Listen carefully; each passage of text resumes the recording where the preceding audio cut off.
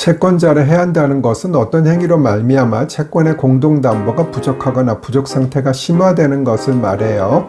그래서 실제 소송에서는 사행위 취소를 구하는 사람은 채무자가 무자력이라고 주장하고요. 채권자는 자신이 다른 재산이 있거나 아니면 가지고 있는 재산의 실제 시가는 더 높다고 주장해서 채무 초과가 아니라고 주장을 하게 되겠지요. 그리고 만약 채무자가 부실 채권을 가지고 있으면 그 부분은 적극 재산에 포함이 되지 않을 수 있어요. 그래서 소송에서는 채권자는 그 채권은 부실 채권으로 회수 가능성이 거의 없다고 주장하고, 채무자는 그렇지 않고 나중에 변제받을 수 있다고 주장을 하게 되지요. 그리고 예를 들어 시가 10억 원의 부동산이 있었고 거기에 저당권에 의해 담보되는 채무가 9억 원이 있었으며 그 부동산을 증여한 경우에 공동담보가 줄어든 것은 10억 원 전체가 아니라 1억 원이라고 판단하게 돼요. 적정한 가격, 즉 시가의 부동산을 판 경우에 사행위 취소가 될까요?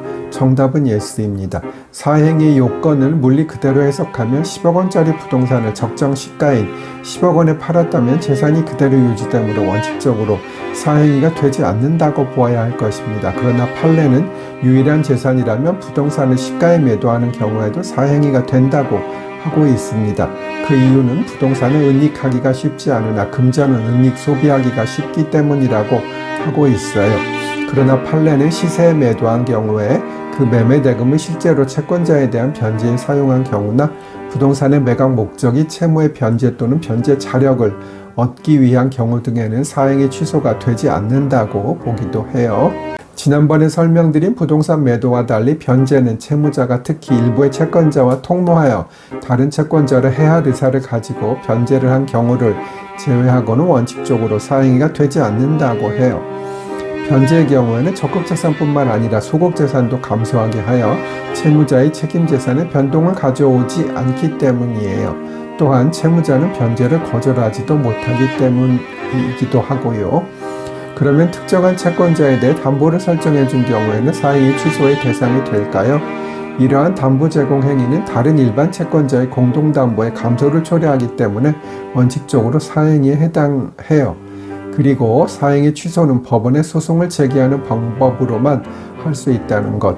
사행위 사실을 안 날로부터 1년, 사행위가 있은 날로부터 5년 안에 소송을 제기해야 하는 것도 알아두세요. 있는 사람이 더하다라는 말이 있지요. 다 아시겠지만 경제적으로 넉넉한 사람이 더 인색하고 돈을 지나치게 아낄 때 쓰는 말이겠지요. 제 의뢰인 중에 한 분이 80대 박 여사님이세요. 압구 땡동 현땡 아파트 아주 넓은 평수에 사시고 재산은 1,000억 원대라고 하네요. 제가 여러 소송을 해드렸는데 어떤 소송에서는 박 여사님이 현금으로 상대방에게 돈을 주었다는 것을 입증하기 위해서 돈 뭉텅이 사진을 증거로 제출하기도 했어요. 두툼하게 쌓여있는 5만원짜리 지폐 덩어리를 보면 한 5억 원은 될 것 같았어요. 그런데 그분은 엄청 인색하셔서 정말 변호사 비용을 엄청 깎고, 어떤 때는 일단 저랑 계약서를 쓰고도 다시 와서 부가가치세를 깎아달라 하세요. 제가 부가가치세를 안 낼 방법이 없는 것인데 결국은 제 선임료를 줄이는 것이지요. 게다가 약정서를 이미 쓰고 나서요. 전의 쇼츠에서 이어집니다. 그런데 그렇다고 저는 박 여사님이 부럽지는 않았어요. 자식이 3명이 있는데 하나도 믿을 만한 자식이 없었고요. 자식들이 모두 속을 썩여 자식을 상대로 접근금지 가처분을 한 경우도 있었어요. 앞으로 사실 날이 10여 년, 많아야 20년일 것 같은데 아직도 재산을 자식들에게 하나도 안 주고 자식들을 믿지 못해요. 다 까먹는다고 걱정하시지요.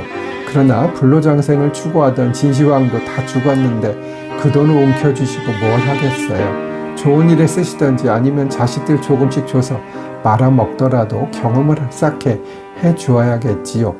저한테 주실 성공보수 300만 원도 어떤 사건은 1년이 넘게 안 주시기도 하고 너무 인색하셨어요. 연세가 많으셔서 제가 아무리 얘기해도 소용이 없지만 마음이 좀 넉넉해지셨으면 좋겠습니다.